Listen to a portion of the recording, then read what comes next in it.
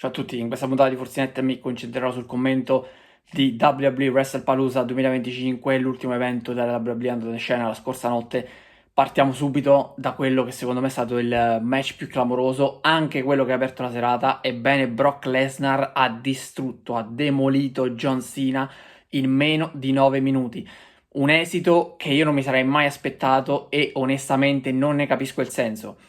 Innanzitutto la sconfitta di John Cena ci può stare, ne avevo parlato anche nelle prediction, non è detto che perché sia nel suo tour di ritiro John Cena debba vincere tutti i match come ha fatto finora, ad eccezione di quello in cui ha perso il titolo contro Cody Rhodes.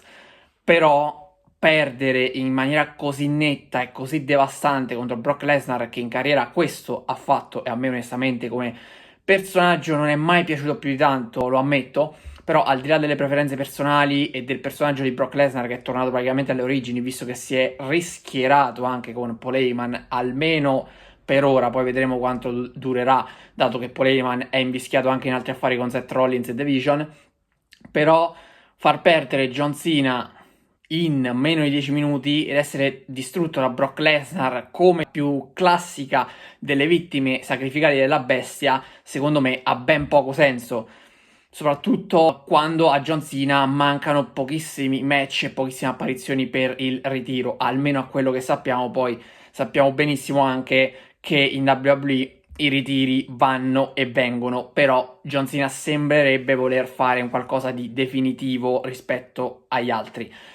A questo punto io l'unico motivo che potrei trovare per questa sconfitta di John Cena, che ripeto, la sconfitta ci poteva stare contro Brock Lesnar, assolutamente, ma non in maniera così netta e devastante, credo che l'unico motivo possa essere eventualmente una rivincita. L'avevo anche accennato proprio nel video precedente, ovvero John Cena perde questo match, a quanto pare malamente, e non mi aspettavo una roba del genere, ma poi si riscatta nel match successivo.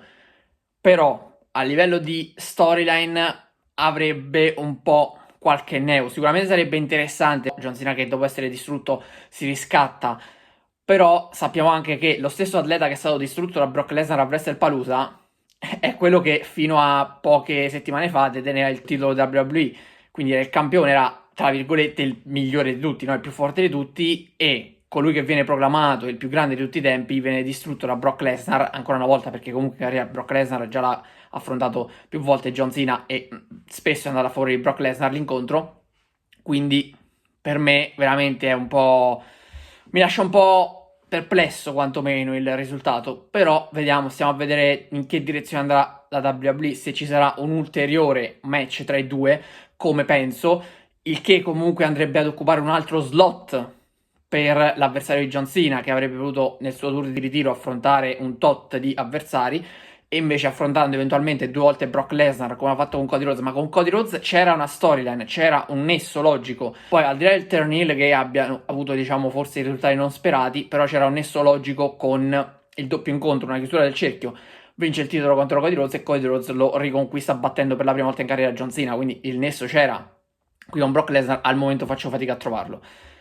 Secondo match della serata, anche qui il mio pronostico non è andato a buon fine perché The Vision ha battuto Usos. Allora, qui c'è da dire una cosa molto importante. A pochi minuti dall'inizio dell'evento è stato annunciato LA Knight come arbitro speciale.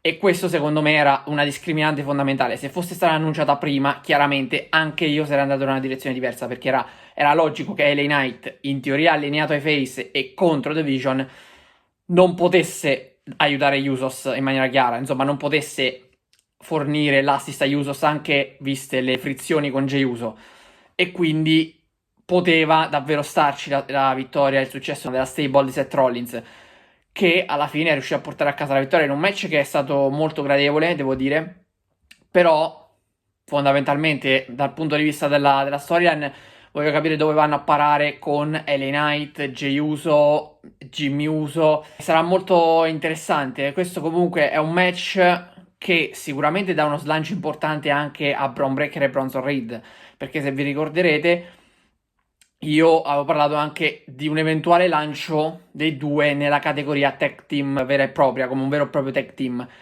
Ebbene, questo potrebbe avvenire dopo questo successo, perché hanno battuto uno dei tag team più forti e più decorati degli ultimi 15 anni.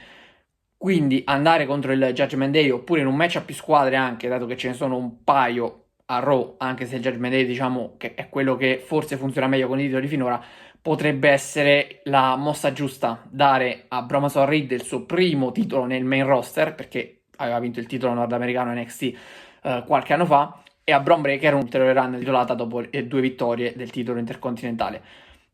Stephanie Vaquer è la nuova campionessa del mondo. Qui il pronostico chiaramente era molto molto in bilico tra lei e Io Sky. Bene, Stephanie Vaquer, la cilena, la primera, si è laureata nuova campionessa del mondo. Sono molto felice di questo aspetto, ma mi auguro adesso che si dia continuità al regno di Stephanie Vaquer che è appena iniziato e che non si vada eventualmente a interromperlo bruscamente, come probabilmente sarebbe stato per quello di Naomi, perché Naomi sappiamo tutti che ha lasciato la cintura perché è incinta. Però io credo a questo punto che probabilmente l'avrebbe persa comunque per WrestlePalooza contro Stephanie Vaquer per appunto lanciare definitivamente la primera, che nel corso di questo anno veramente ha avuto un'ascesa clamorosa. È arrivata soltanto l'anno scorso in WWE, ha vinto il titolo di NXT quest'anno, ha vinto il titolo nordamericano, li ha persi entrambi per fare il salto nel main roster e a pochi mesi dal suo passaggio nel main roster è già diventata campionessa del mondo.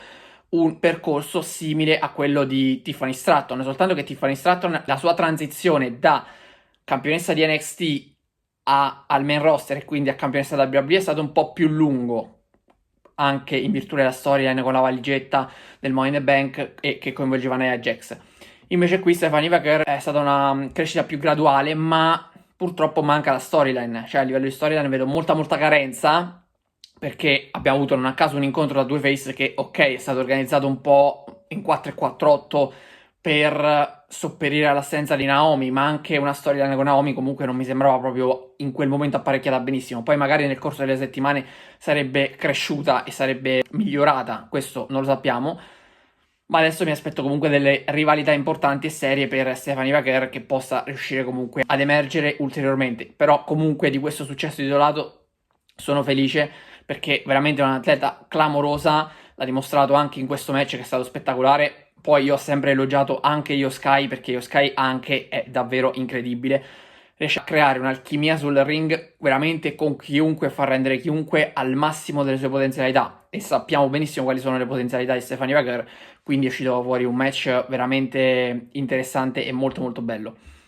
CM Punk e AJ Lee, come prevedibile, qui hanno battuto Becky Lynch e Seth Rollins, un match che di fatto ha regalato spettacolo come ci aspettavamo. Tra l'altro c'è il doppio pedigree, per esempio, di Seth Rollins e di Becky Lynch ai danni di Punk e di AJ Lee.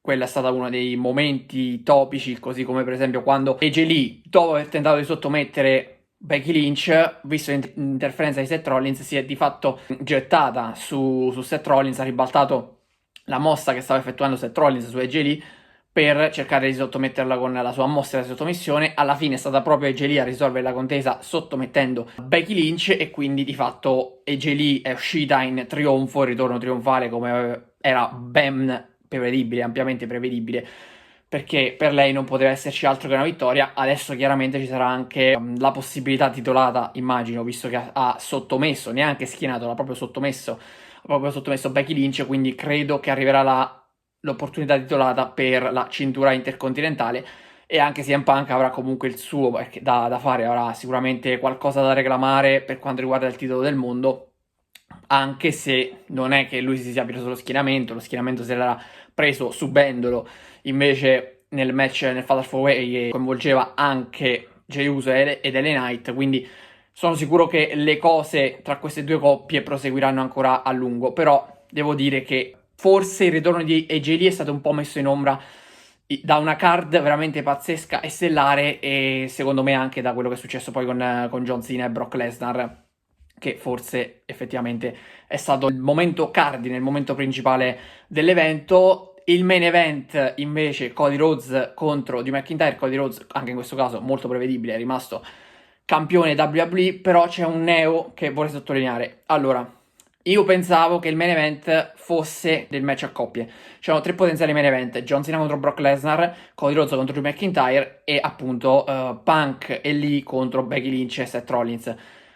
Pensavo fosse il match coppie miste Non è stato così, è stato annunciato proprio a SmackDown che sarebbe stato Drew McIntyre contro Cody Rhodes. A quel punto io mi sarei aspettato veramente qualcosa di clamoroso, come aveva annunciato Triple H poche ore prima. Io tutte queste clamorose sorprese a WrestlePalooza onestamente non l'ho viste, perché Cody Rhodes ha battuto Drew McIntyre che di fatto si è fatto fuori da solo, cercando di replicare la mossa, la sorta di Claymore contro il tavolo ai danni di Cody Rhodes effettuata a SmackDown qualche settimana fa.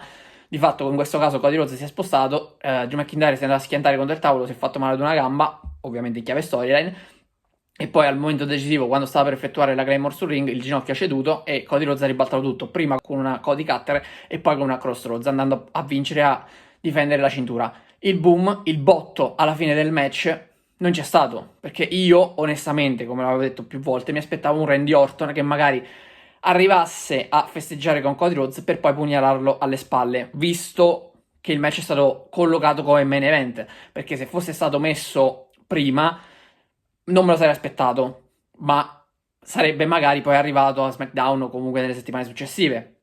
In questo caso non è arrivato neanche a WrestlePalooza, sono rimasto un po' deluso, non dal match in sé che comunque è stato un match buono, ma da quel botto che di fatto non c'è stato, fondamentalmente. Però è andata così, adesso vedremo come si svilupperanno le varie storyline. Per oggi è tutto, vi do appuntamento alla prossima puntata di Forzinet. Ciao a tutti.